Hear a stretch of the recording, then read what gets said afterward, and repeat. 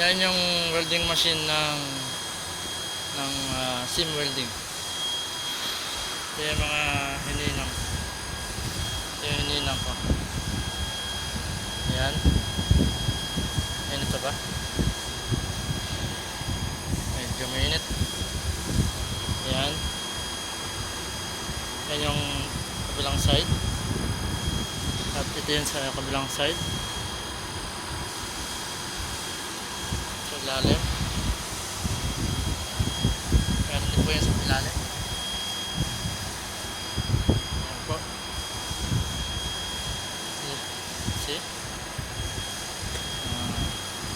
At dito siya nahihina. Ayan, dalawang bilog na yan.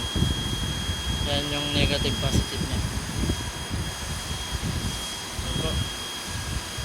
At ito yung pangalan ng aking company, Atom.